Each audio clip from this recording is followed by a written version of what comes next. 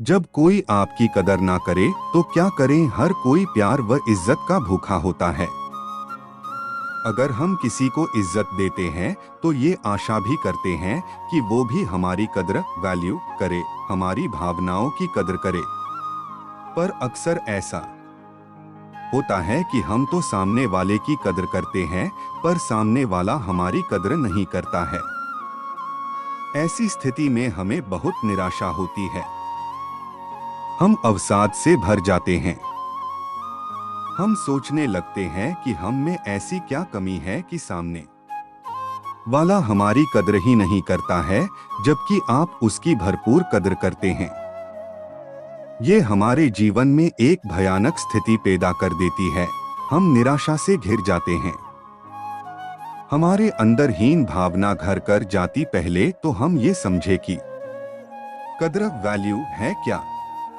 जब कोई इंसान किसी को प्यार, सम्मान, सत्कार, सेवा आदि देता है तो उसे कद्र या कदर करना कहते हैं। मतलब कि हम सबको प्यार दे, सम्मान दे, सेवा करे व सत्कार करे।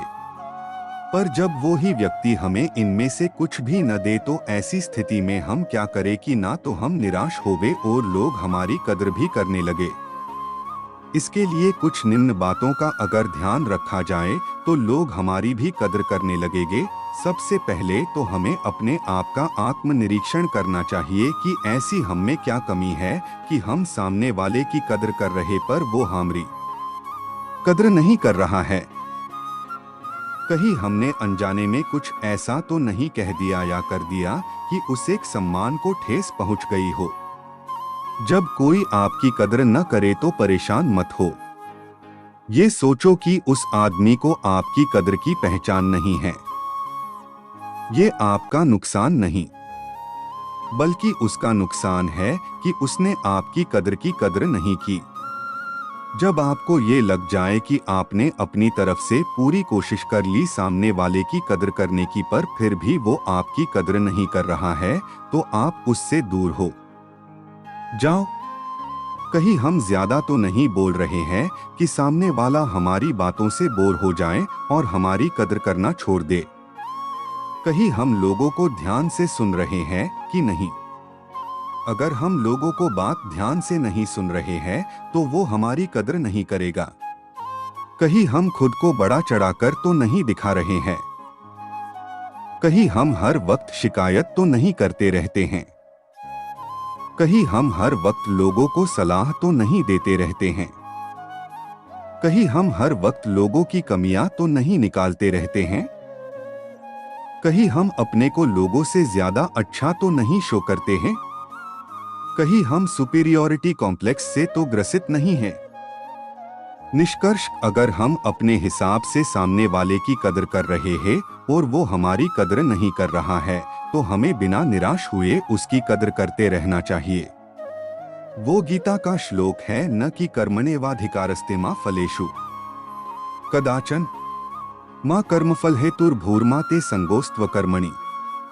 भगवान श्री कृष्ण इस श्लोक के माध्यम से अर्जुन से कहना चाहते हैं कि मनुष्य को बिना फल की इच्छा से अपने कर्तव्यों का पालन पूरी निष्ठा व ईमानदारी से करना चाहिए। यदि कर्म करते समय फल की इच्छा मन में होगी तो आप पूर्ण निष्ठा से साथ वह कर्म नहीं कर पाओगे। निष्काम कर्म ही सर्वश्रेष्ठ परिणाम देता है। इसलिए बिना किसी फल की इच्छा से मन लगाकर अपना काम करते रहो। फल देना, न देना व कितना देना ये सभी बातें परमात्मा पर छोड़ दो, क्योंकि परमात्मा ही सभी का पालन करता है। इसीलिए अगर सामने वाला अपनी कद्र नहीं कर रहा है तो कोई बात नहीं, हमको उसकी कद्र करते रहना चाहिए। एक न दिन उसे ये बात समझ में आ जाएगी और वो हमारी कद्र करने लगेगा।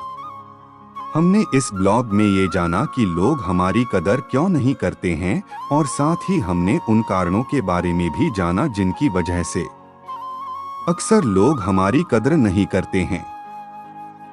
कोई भी इंसान यूं ही हमारी कदर नहीं करता है जब तक कि हम उसे कोई एक ठोस कारण नहीं देंगे हमारी कदर करने का। इसीलिए इस ब्लॉग में जो भी बातें ऊपर बताई गई है उन सभी को डोट अपने दिमाग में रखते हुए हमें अपने अंदर कुछ ऐसा विकसित करना है जिससे कि लोग खुद ब खुद ही हमारी कदर करना जान जाएं, व हम व सामने वाला दोनों एक दूसरे के कदर करने लग जाएं।